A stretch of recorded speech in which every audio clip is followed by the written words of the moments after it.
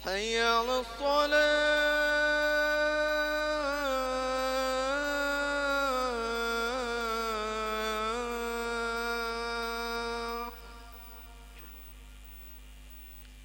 حي على الفلاح.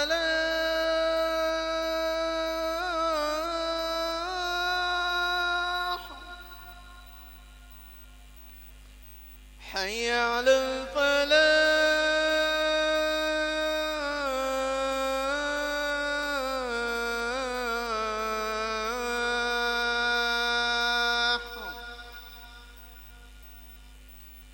الله أكبر، الله أكبر. لا إله إلا الله.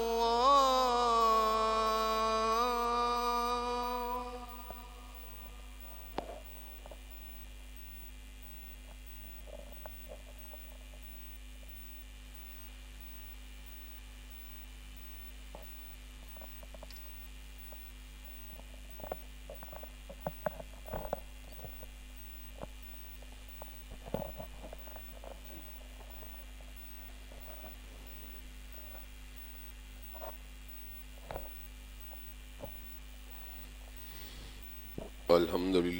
لله نحمده ونستعينه ونستغفره ونؤمن به ونتوكل عليه ونعوذ بالله من شرور أنفسنا ومن سيئات أعمالنا من يهده الله فلا مضل له ومن يضلل فلا هادي له وأشهد أن لا إله إلا الله وأشهد أن محمدا عبده ورسوله. أما بعد فإن خير الحديث كتاب الله وخير الهدي هدي محمد صلى الله عليه وسلم وشر الأمور محدثاتها وكل محدثة بدعة وكل بدعة ضلالة وكل ضلالة في النار. أما بعد أعوذ بالله السميع العليم من الشيطان الرجيم. وقالت اليهود عزير ابن الله وقالت النصارى المسيح ابن الله ذلك قولهم بأفواههم يزاهئون قول الذين كفروا من قبل قاتلهم الله أنى يؤفكون. ہر قسم کی تعریفات اللہ مالک الملک کے لیے ہیں، جنہوں نے جنات اور انسان کو حقیقی معنوں میں اپنی پوجا، اپنی بندگی اور اپنی عبادت کے لیے بنایا ہے۔ جنات اور انسان کی تخلیق کا حقیقی اور بنیادی مقصد یہی تھا کہ وہ بارگاہ رب العالمین میں آیا کریں، اپنی جبین نیاز کو مالک کائنات کی بارگاہ میں آ کے جھکایا کریں، اپنے دست سوال کو کبریا کی بارگاہ میں آ کے پھیلایا کریں، اپنی کمر کو حالت رکوع میں اس کی بارگاہ میں آ کے ہم کیا کریں، اسی کی تکبیر کی صداؤں کو بلند کیا کریں،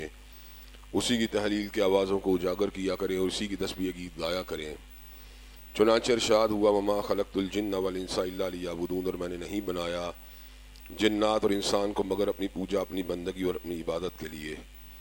حمد و ثنا کے بعد عرب عربن گنت اور بے شمار درود و سلام ہو اس تصدیق و مقدس پر کہ جن کا نام نامی اور اسم گرامی محمد کریم صلی اللہ علیہ وعلی آلہ وصحبہ وبارک وسلم ہے۔ اللہ رب العزت نے کائنات کے امام علیہ الصلوۃ والتسلیم کو اہل کائنات کی ہدایت اور ان کی رہنمائی کے لیے مبعوث فرمایا، اور آپ کی ذات بابرکات کے ذریعے اہل کائنات کی ہدایت اور ان کی رہنمائی کا خوب بندوبست فرمایا۔ اللہ رب العزت نے امام کائنات علیہ الصلوۃ والتسلیم کو چونکہ کائنات کا آخری ناطق وحی قائد اور رہنما بنا کے بھیجا تھا، اس لیے اللہ تبارک و تعالیٰ نے آپ کی ذات بالا صفات میں طرح طرح کی خصوصیات کو ودیت فرما دیا تھا، اور گونگا گو قسم کی صفات علیہ کو آپ کی ذات اقدس و مقدس کا حصہ بنا دیا تھا۔ اور ان تمام باتوں سے بڑھ کر یہ کہ میرے آقا کی زندگی میں کوئی صبح ایسی نہیں آئی، کوئی شام اور کوئی رات ایسی نہیں آئی، دکھوں کی کوئی گھڑی اور شوق کا لمحہ ایسا نہیں آیا جب مالک کائنات نے اپنی تائید کاملہ اور اپنی نصرت اور حمایت بے مثال اور لازوال کو آپ کے شامل حال نہ فرمایا ہو۔ اور ان تمام باتوں سے بڑھ کر یہ کہ عرش کے رب نے اپنی آخری کتاب حمید کو سید العرب والعجم امام المتقین والابرار حضرت اشرف الانبیاء والمرسلین جناب خاتم النبیین محمد کریم صلی اللہ علیہ وسلم قلب اطہر پہ نازل فرما دیا تھا۔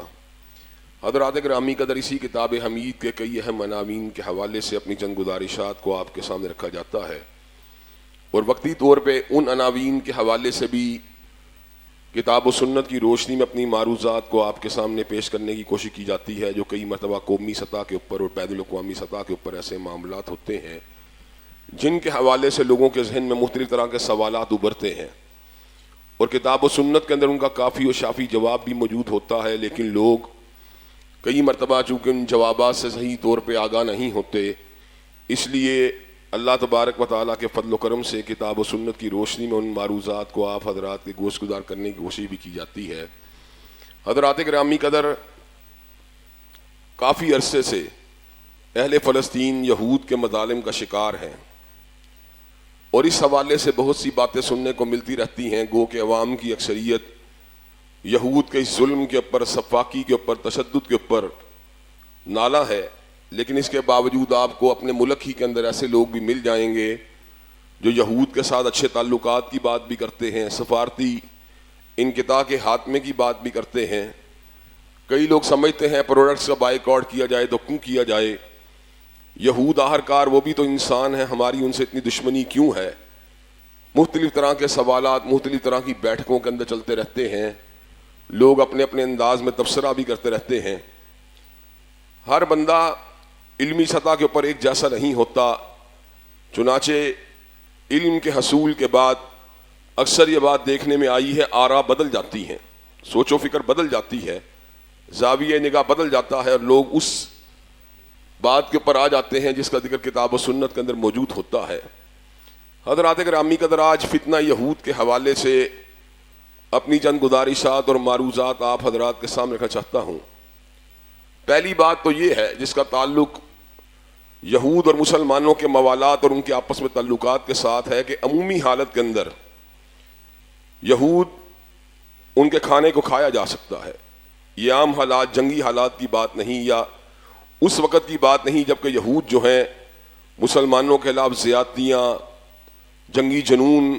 اور مسلمانوں کی نسل کشی اور ان کے استحصال اور استحصال میں مصروف ہوں، اس وقت حکمت عملی کے طور پہ ان کا مقاطعہ، ان کا بائیکاٹ، ان کے ساتھ دوری کو اختیار کرنا یہ ناگزیر بھی ہے، ضروری بھی ہے۔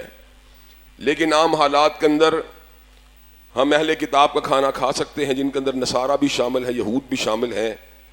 اہل کتاب کی پاک دامن عورتوں کے ساتھ نکاح کرنا بھی جائز ہے، مردوں کے ساتھ نہیں،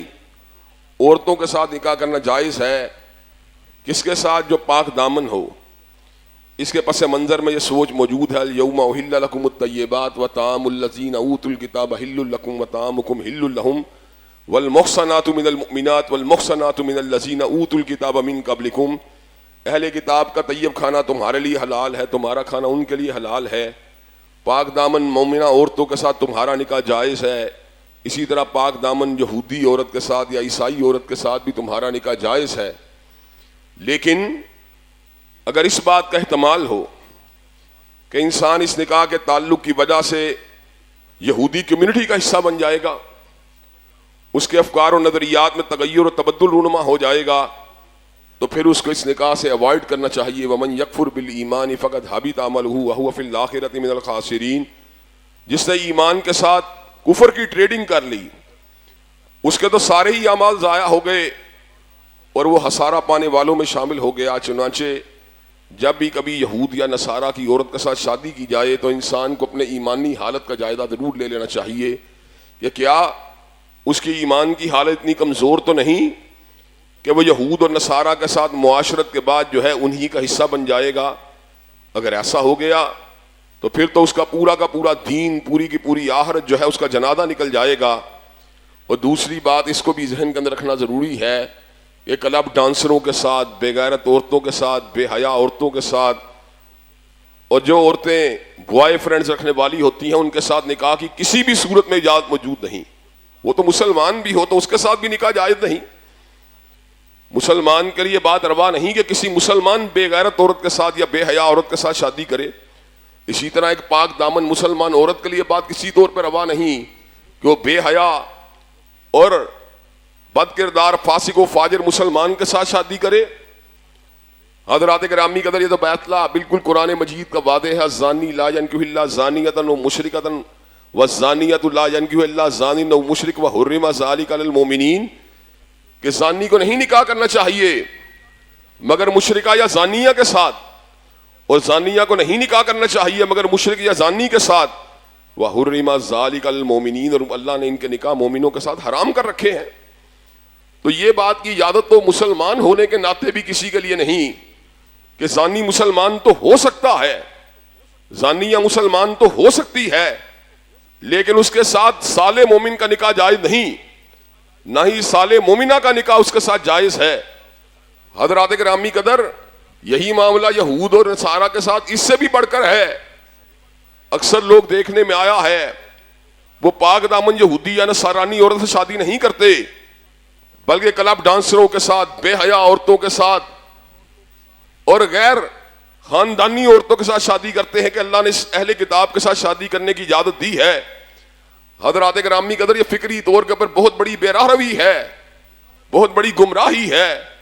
اور اس سلسلے کے اندر اپنے نظریات کے اوپر غور و فکر کرنے کی ضرورت ہے۔ یہ بات بالکل بجا ہے کہ اسلام نے یہود و نصارہ کی عورتوں کے ساتھ شادی کرنے کی اجازت دی ہے، لیکن کن عورتوں کے ساتھ؟ والمحصنات من المؤمنات والمحصنات من الذین اوتوا الکتاب من قبلکم، ان عورتوں کے ساتھ جو پاک دامن ہوں، جو بد کرداری سے دور ہوں، جو بے راہ روی سے دور ہوں، جن میں شرافت پائی جاتی ہو، جن کے ساتھ نکاح کے بعد انسان کو ان سے غداری یا بے وفائی کے امکانات نظر نہ آئیں۔ حضرات گرامی قدر، پہلی بات تو یہ ہے، اور دوسری بات جو اس کے عکس ہے وہ بھی آپ حضرات کے گوش گدار کر دینا چاہتا ہوں۔ یہود اصل میں اصلاً مسلمانوں کے بدترین دشمن ہیں، اور ان کے اندر ایک ٹینڈنسی پائی جاتی ہے کہ مسلمانوں کو ہر قیمت کے اوپر نقصان پہنچایا جائے۔ کوئی اہل کتاب کے اندر سے جو ایک مجموعی کمیونٹی کا جو طرز عمل ہے اسلام کے حوالے سے، اہل اسلام کے حوالے سے، اللہ نے اس کو قرآن مجید میں واضح فرما دیا، وَلَن تَرْضَ عَنكَ الْيَهُودُ وَلَا النَّصَارَىٰ حَتَّىٰ تَتَّبِعَ مِلَّتَهُمْ، یہود و نصارہ تم سے کبھی راضی نہیں ہوں گے، تم سے کبھی بھی کمپرومائز نہیں کریں گے، تم ان کی دل جوئی کے لیے اپنے اندر فلیکسیبلٹی کو پیدا کرو، وہ اور فلیکسیبلٹی کا مطالبہ کریں گے، تم ان کی دل جوئی کے لیے اپنے اندر چینجنگ لاؤ، وہ اور چینجنگ کا مطالبہ کریں گے، حتیٰ کہ ایک چیز ایسی بھی آ جائے گی جس مقام کے اوپر وہ کہیں گے ہم تم سے راضی نہیں ہوں گے جب تک پوری کی پوری اپنی ملت کو چھوڑ کے ہماری ملت میں داخل نہیں ہو جاتے۔ آج مسلمان حکمران، آج مسلمانوں کے نوجوان، آج مسلمانوں کے دانشوران کئی ایسے کام کرتے ہیں جن سے بو آتی ہے کہ وہ یہود و نصارہ کی ہم نوائی چاہتے ہیں۔ گلوبل ولیج کے اندر اپنے بڑے اعزاز کے ساتھ، بڑی عزت و افتخار کے ساتھ اپنی زندگی کے اوقات کو بتانا چاہتے ہیں۔ یبتغون عندہم العزہ، اور یہود و نصارہ سے عزت کے طلبگار ہیں، کفار سے عزت کے طلبگار ہیں، حالانکہ عزت تو اللہ کے پاس ہے۔ وَلِلَّهِ الْعِزَّةُ وَلِرَسُولِهِ وَلِلْمُؤْمِنِينَ وَلَكِنَّ الْمُنَافِقِينَ لَا يَعْلَمُونَ، عزت تو اللہ کے پاس ہے، رسول اللہ کے لیے ہے، اہل ایمان کے لیے ہے۔ جو لوگ یہود و نصارہ سے عزت کے طلبگار ہیں ان کو عزت نہیں مل سکتی، ان کو کبھی بھی منزل نہیں مل سکتی۔ منزل کس کو ملے گی؟ جس کا یہ یقین اور ایقان ہوگا،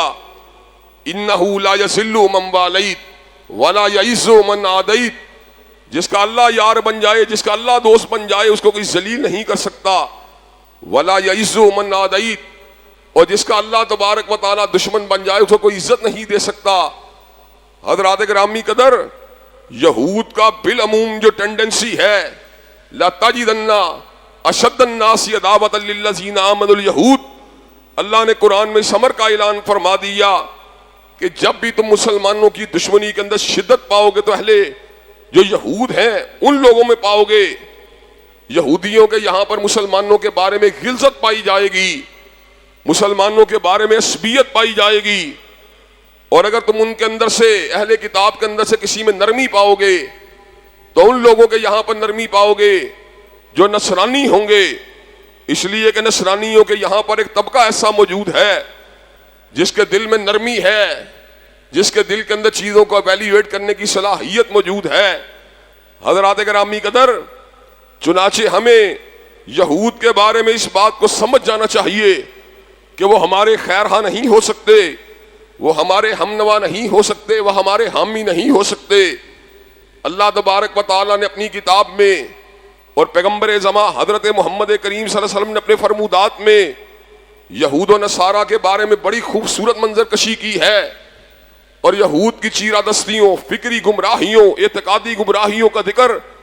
بڑی وضاحت کے ساتھ کیا ہے۔ پہلی بات یہ ہے کہ اللہ تبارک و تعالیٰ کے حوالے سے جو تصور ابنیت یعنی اللہ کے فرزند ہونے کا تصور جو نصرانیوں کے یہاں پر موجود ہے، اسی طرح یہودیوں کے اندر بھی موجود ہے۔ نصرانی یہ بات کہتے تھے کہ حضرت عیسیٰ علیہ السلام اللہ کے بیٹے ہیں، جبکہ یہود کا یہ کلیم ہے قالت الیہود عزیر ابن اللہ، کہ حضرت عزیر علیہ السلام اللہ کے بیٹے ہیں۔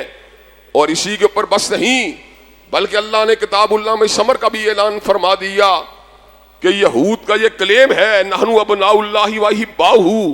ہم ساری کی ساری کمیونٹی ہی اللہ کے بیٹے ہیں اور اللہ کے محبوب ہیں۔ اور یہود اس ذوم باطل میں مبتلا ہو کر اللہ تبارک و تعالیٰ کے بارے میں کئی ایسی باتیں کہتے تھے جن کا حقیقت سے دور پار کبھی تعلق نہیں تھا۔ اللہ نے قرآن مجید میں اس حقیقت کو واضح فرما دیا، قالت الیہود ید اللہ مغلولہ،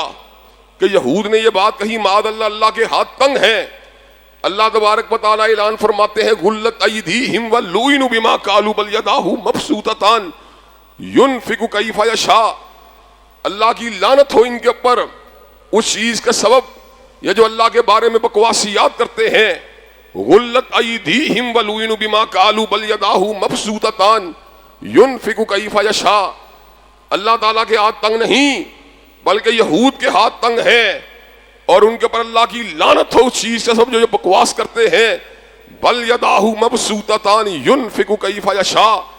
اس کے تو دونوں ہاتھ کھلے ہوئے ہیں، پوری کائنات کو کھلاتا ہے، خود کھانے کی ضرورت ہی نہیں ہے، پوری کائنات کو پلاتا ہے، پینے کی ضرورت ہی نہیں ہے۔ حضرات گرامی قدر، اور یہود کا اللہ کے بارے میں یہ کہنا کہ اللہ کے ہاتھ تنگ ہیں، اللہ نے اس بات کو ایک اور مقام پہ بڑی صراحت کے ساتھ بیان فرمایا، قال لقد سمع اللہ قول الذین قالوا ان اللہ فقیر ونحن اغنیاء، اللہ نے ان لوگوں کی بکواسیات کو سن لیا ہے جو یہ بات کہتے ہیں کہ اللہ معاذ اللہ فقیر ہے اور ہم غنی ہیں۔ کس قدر ہرزہ سرائی ہے اللہ کی شان کے اندر۔ اور پھر صرف اللہ تبارک و تعالیٰ کے ساتھ دشمنی نہیں بلکہ انبیاء برحق کے ساتھ دشمنی، اللہ کی آیات کو جھٹلانا، انبیاء برحق کو شہید کرنے کے لیے پلاننگ کو تیار کرنا، اور ان لوگوں کو شہید کرنا جو دعوت حق دیتے ہیں۔ یہ بھی اللہ نے یہود کے چلن کا ذکر کیا قرآن مجید کے اندر، ضربت علیہم الذلۃ والمسکنہ وباؤوا بغضب من اللہ ذلک بانہم کانوا یکفرون بآیات اللہ وَيَقْتُلُونَ النَّبِيِّينَ بِغَيْرِ الْحَقِّ وَيَقْتُلُونَ الَّذِينَ يَأْمُرُونَ بِالْقِسْطِ مِنَ النَّاسِ،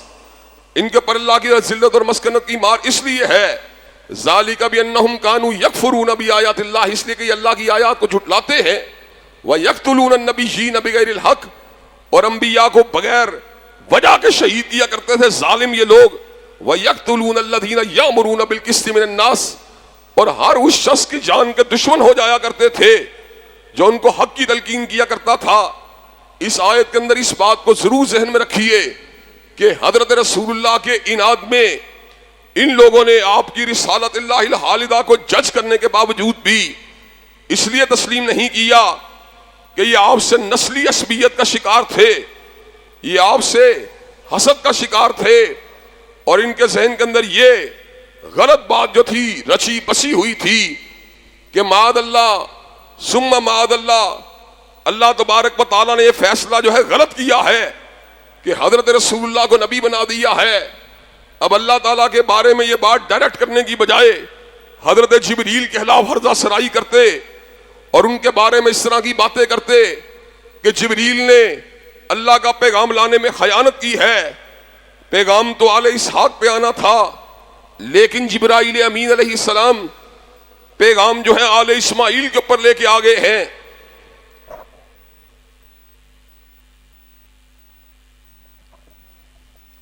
اللہ نے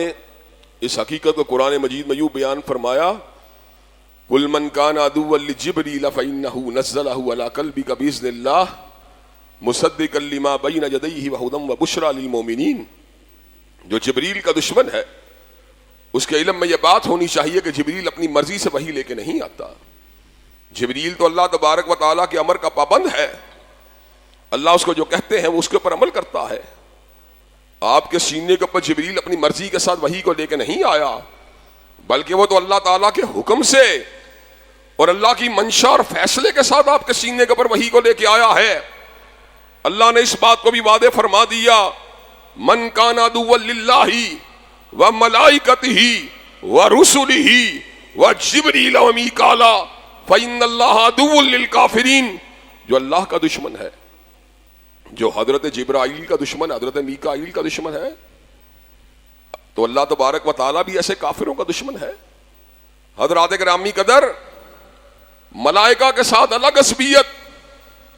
اور اس سے بھی تلخ اور دکھ درد والی بات یہ ہے کہ انبیاء جو کہ کریکٹر کے لحاظ سے دنیا کی سب سے عظیم شخصیات ہیں اور جن کے اندر عصمت کو اللہ نے ودیعت کر رکھا ہے کہ ان کو کبیرہ صغیرہ گناہوں سے بچا کے رکھا ہے، ان کے بارے میں یہود کا نقطہ نظر یہ تھا معاذ اللہ ثم معاذ اللہ کہ یہ کبیرہ گناہوں کا بھی ارتکاب کرتے ہیں. حضرت داؤد کے اوپر الزام لگا دیا کہ حضرت داؤد علیہ السلام اپنے لشکر کے ایک آدمی کی بیوی کے اوپر معاذ اللہ فریفتہ ہو گئے تھے. حضرت سلیمان کے اوپر الزام لگا دیا کہ سلیمان اپنی سلطنت کو جادو کے ذریعے چلاتا تھا. معاذ اللہ ثم معاذ اللہ. اللہ تبارک و تعالیٰ فرماتے ہیں وما کفر سلیمان ولکن الشیاطین کفروا. وہ سلیمان تو اللہ کا نبی تھا، اس نے کیوں کفر کرنا تھا؟ کفر کرنا تو شیاطین کا کام ہے. حضرت لوط علیہ السلام پہ اتنی بڑی تہمت لگائی کہ بندہ حیران ہو جاتا ہے. حضرت لوط علیہ السلام کے بارے میں عقیدہ رکھتے ہیں کہ جب اللہ تبارک و تعالیٰ نے ان کو قوم صدوم سے کامیابی کے ساتھ ان کے اہل خانہ کے ہمراہ نکال دیا تو حضرت لوط علیہ السلام کو جناب والا جس مقام کے اوپر اپنے اہل خانہ کے ساتھ پہنچے اس مقام کے اوپر جا کر نشہ کرنے کے بعد معاذ اللہ اپنی ہی بیٹیوں کے ساتھ برائی کا ارتکاب کر دی. اندازہ کیجئے، یعنی انبیاء کی عصمت کے عقیدے کے اوپر 1% بھی یقین نہیں رکھتے، اور پھر حضرت رسول اللہ کے ساتھ معاندانہ رویہ، اس قدر اناد کہ تمام نشانیاں دیکھنے کے باوجود اور تمام آثار اور علامات کو پہچاننے کے باوجود حضرت رسول اللہ کی رسالت کے پر لمحہ بھر کے لیے بھی یقین کرنے کے پر آمادہ و تیار نہیں ہوئے. اور اس کے پس منظر میں علم کی ٹھوکر نہیں تھی، اس کے پس منظر کے اندر کوئی حق کو پہچاننے کا کوتاہی یا غفلت نہیں تھی، بلکہ اس کے پس منظر میں ایک حسد تھا، ایک بغض تھا جو ان کو نسلی اعتبار سے حضرت رسول اللہ کے ساتھ تھا. حسد کا شکار تھے. آپ کی ذات کے ساتھ اناد اگر رکھتے تھے تو معرفت حق کے اندر ٹھوکر لگنے کی وجہ سے نہیں رکھتے تھے، بلکہ حق کو پہچاننے کے باوجود بھی عصبیت کی وجہ سے آپ کی دشمنی کے اوپر آمادہ و تیار رہا کرتے تھے. چنانچہ اللہ تبارک و تعالیٰ نے ان کی حقیقت کو کچھ انداز میں واضح فرما دیا الذین آتیناہم الکتاب یعرفونہ کما یعرفون ابناءہم وان فریقا منہم لیکتمون الحق وہم یعلمون. کہ ان کو پتا ہے یہ اللہ کی سچی کتاب ہے جو حضرت رسول اللہ کے قلب اطہر کے اتری ہے. اس سچائی کو اس طرح پہچانتے ہیں جس طرح باپ اپنے گھر پیدا ہونے والے بیٹے کو پہچانتا ہے. باپ کو اپنی بیوی کے کریکٹر کو دیکھ کر کبھی شک نہیں ہوتا کہ میری بیوی خیانت کر سکتی ہے. اسی طرح ان کو بھی پتا ہے کہ قرآن مجید کے الفاظ پکار کے کہہ رہے ہیں کہ یہ اللہ کی کتاب ہے، لیکن اس کے باوجود آپ کے ساتھ عصبیت کے اوپر ہی آمادہ رہے، حسدی کے اوپر آمادہ رہے. آپ کے کھانے میں زہر کو ملانے کی سازش کی، آپ کے اوپر جادو کے وار کیے، آپ کے ساتھ عہد شکنی کی، آپ کی شان اقدس میں گستاخیاں کی. چنانچہ جزیرۃ العرب میں بڑی بڑی بلاسفیمی کے نیٹ ورک بنانے والے اور توہین کا دھندا اور کاروبار کرنے والے یہی یہودی تھے. چنانچہ حضرت رسول اللہ صلی اللہ علیہ وسلم کے حکم کے اوپر کئی گستاخوں کو قتل بھی کیا گیا. کعب بن اشرف نے حضرت رسول اللہ کی شان اقدس میں گستاخیاں کی تو حضرات گرامی قدر محمد بن مسلمہ نے گردن کو تن سے جدا کر دیا تو حضرت رسول اللہ نے ارشاد فرمایا قد افلحت الوجوہ، وہ چہرے کامیاب ہوئے جنہوں نے یہ کام انجام دیا ہے۔ ابو رافع یہودی حضرت رسول اللہ کی شان اقدس میں گستاخیاں کیا کرتا تھا۔ عبداللہ ابن عتیق رضی اللہ تعالیٰ عنہ ایک جری نوجوانوں کا دستہ لے کر اس کے تعاقب کے اندر نکلے، جب قلعہ بند ہونے کا وقت تھا وہ بھی اوپر چڑھ گئے۔ حضرات گرامی قدر موقع پا کا جناب اس کے اوپر حملہ کیا، حملہ کرنے کے بعد جب یقین و توثیق ہو گئی کہ وہ قتل ہو چکا ہے، واپس آ رہے تھے، سیڑھیاں پھلانگنے کے اندر اندازے کی غلطی ہوئی جس کی وجہ سے پنڈی کی ہڈی مبارک ٹوٹ جاتی ہے۔ حضرت رسول اللہ کی بارگاہ رسالت مآب میں حاضر ہوئے، حضرت رسول اللہ نے پنڈلی مبارک پہ ہاتھ پھیرا، ہڈی یوں ہو گئی جیسے کبھی ٹوٹی ہی نہیں تھی۔ حضرات گرامی قدر عبداللہ ابن عتیق ابو رافع یہودی کی ہردہ سرائی کو اس کے انجام بد تک پہنچا دیا، اور پھر جب انہوں نے عہد شکنی کی تو ان کو کئی مقامات کے اوپر جو ہے پھر ان کا تعاقب کیا گیا، یہاں تک کہ یہ خیبر کے قلعے کے اندر مقصور ہوئے، اور خیبر کے قلعے کا چوبدار بہت ہی بڑا سفاک متشدد متعصب یہودی مرب تھا۔ بڑے صحابہ کوشش کر رہے تھے کہ خیبر کے قلعے میں شگاف کو لگا لیا جائے، لیکن لگ نہیں رہا تھا۔ حضرت علی المرتضیٰ قسمت کے دھنی تھے، اللہ کے ولی تھے، خلیفہ راشد بننے والے تھے مستقبل میں۔ حسنین کے بابا حضرت فاطمہ الزہرا کا شوہر حضرت علی المرتضیٰ کو بلایا گیا، اشوب چشم کی بیماری مبتلا تھے، لعاب دہن کو حضرت رسول اللہ نے لگایا، اللہ نے شفا دے دی۔ جھنڈا ہاتھ میں مسلمانوں کا دیا۔ حضرات گرامی قدر خیبر کا قلعے دار مرد کو زوم تھا کہ مجھے کوئی بھی نہیں گرا سکتا، لیکن حضرت علی المرتضیٰ نے ٹکڑے کے اندر تقسیم کر کے پرے پھینک دیا۔ حضرات گرامی قدر حضرت رسول اللہ نے وصیت کی ان کو جزیرۃ العرب سے باہر نکال دیا جائے۔ ان کی عہد شکنیوں کی وجہ سے، ان کی اللہ رسول اللہ سے دشمنی کی وجہ سے، ان کی ملائکہ کے ساتھ عداوت کی وجہ سے، ان کی دین کے ساتھ اناد کی وجہ سے حضرت فاروق اعظم نے اس وصیت کے اوپر عمل کیا، اور اللہ تعالیٰ کے فضل و کرم سے ان کو باہر نکال دیا گیا۔ حضرات گرامی قدر ایک طرف یہ پس منظر ہے، دوسری طرف آج کا پس منظر ہے کہ آج قبلہ اول کے اوپر جبری ڈیموگرافک اور جغرافیکل چینجز کر کے آج وہ مسلمانوں کے اوپر مسلط ہو چکے ہیں۔ حضرات گرامی قدر 19ویں صدی کے اواخر سے لے کر 20ویں صدی کی چھٹی 7ویں دہائی تک پوری دنیا سے یہودیوں نے پلاننگ کے ساتھ مائگریشن کر کے فلسطینیوں کی عددی اکثریت کو اقلیت میں تبدیل کیا، ان کے اوپر مسلط ہوئے، اور مسلمان خواب غفلت کا شکار تھے۔ جو نہ تھا خوب بتدریج وہی خوب ہوا، اور غلامی میں بدل جاتا ہے قوموں کا ضمیر۔ حضرات گرامی قدر مسلمان عیاشیوں فحاشیوں کا شکار تھے۔ حضرات جنگ ہوئی عرب اسرائیل، مسلمانوں کو شکست ہوئی، اس وقت سے آج تک یہودی جو ہیں مسلمانوں کا استحصال اور استحصال کر رہے ہیں۔ آج مسلمان امت کے اوپر جو مسلمان حکمرانوں پر یہ ذمہ داری عائد ہوتی ہے کہ اپنے مظلوم فلسطینی بھائیوں کی مدد کے لیے باقاعدہ طور کے اوپر، حقیقی طور کے اوپر کوئی ٹھوس حکمت عملی کا اعلان کریں۔ کل میں اسلام آباد میں تھا، جید علماء اور اکابرین حضرت مولانا فضل الرحمان، مولانا تقی عثمانی، مفتی منیب صاحب، ہم گناہگار بھی وہاں پر موجود تھے۔ تمام علماء نے اس بات کا فیصلہ کیا کہ حکمرانہ نے وقت سے اس بات کا مطالبہ کرنا چاہیے کہ ان کے خلاف جہاد کیا جائے۔ جہاد کرنا کسی گروہ کا مینیڈیٹ نہیں، کسی عالم کا مینیڈیٹ نہیں، یہ ریاست کا مینیڈیٹ ہے۔ چنانچہ ریاست سے اس بات کا مطالبہ کرنے میں علماء امت حق بجانب ہے کہ یہودیوں کو ان کے ظلم اور ان کی تشدد اور ان کی منافقت کی وجہ سے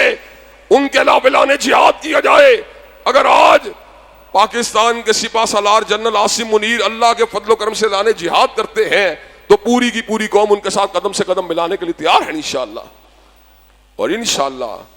آپ کو یہ بات بتلا دوں، القدس کے علاقے میں ان کا غاصبانہ قبضہ ختم ہو کے ہی رہنا ہے،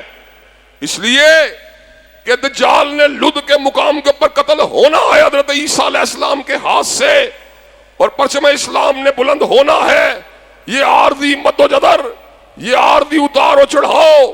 ہمارے سینے کے اندر کسی قسم کی احساس کمتری کو پیدا نہ کریں، اس لیے کہ اللہ کا وعدہ ہے وَلَا تَهِنُوا وَلَا تَحْزَنُوا وَأَنْتُمُ الْأَعْلَوْنَ إِن كُنتُم مُّؤْمِنِينَ، ہمت نہ ہارو، غم نہ کھاؤ، کامیاب تمہیں نے ہونا ہے اگر تم مومن ہو۔ اللہ کے فضل و کرم سے پرچم اسلام بلند ہو کے رہے گا، یہود کا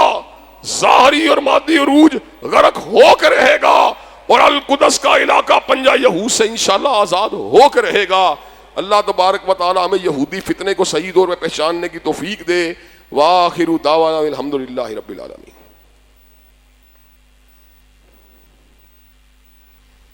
الحمدللہ نحمدہ ونستعینہ ونستغفرہ ونؤمن بہ ونتوکل علیہ ونعوذ باللہ من شرور انفسنا ومن سیئات اعمالنا، من يهده الله فلا مضل له ومن يضلل فلا هادي له، واشهد ان لا اله الا الله واشهد ان محمدا عبده ورسوله،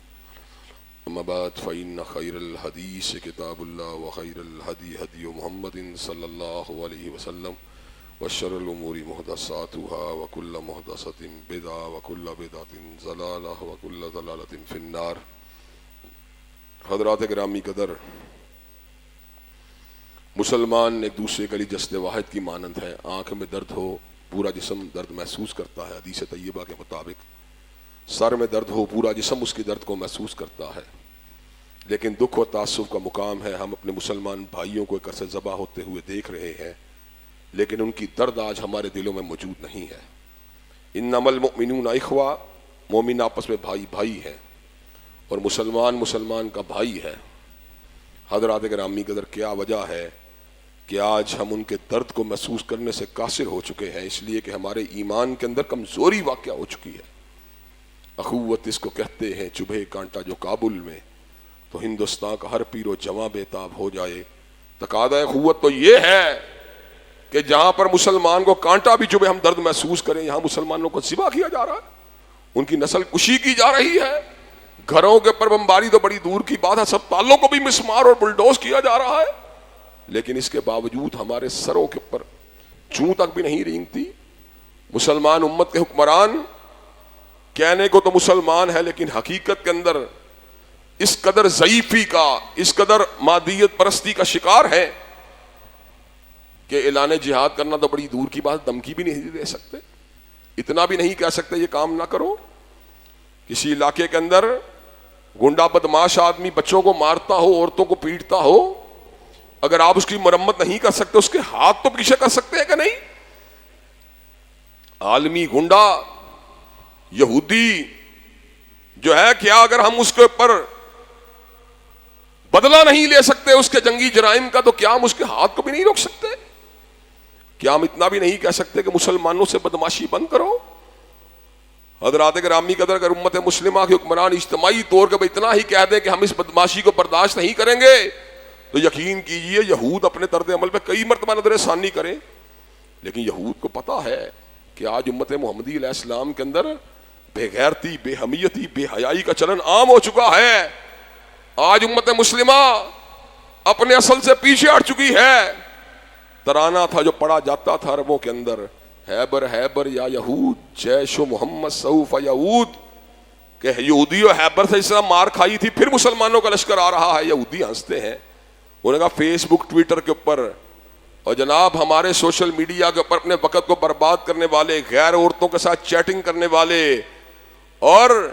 بے حیائی اور بد کرداری کی دلدل میں گرا ہوا مسلمان، تو کبھی بھی جیش محمد کا حصہ نہیں ہو سکتا۔ جیش محمد کا حصہ تو وہ ہوگا جس میں غیرت ہوگی، جس میں خودداری ہوگی، جس کی آنکھوں میں حیا ہوگی، جو زنا سے دور ہوگا، جو بے حیائی بد کرداری سے دور ہوگا،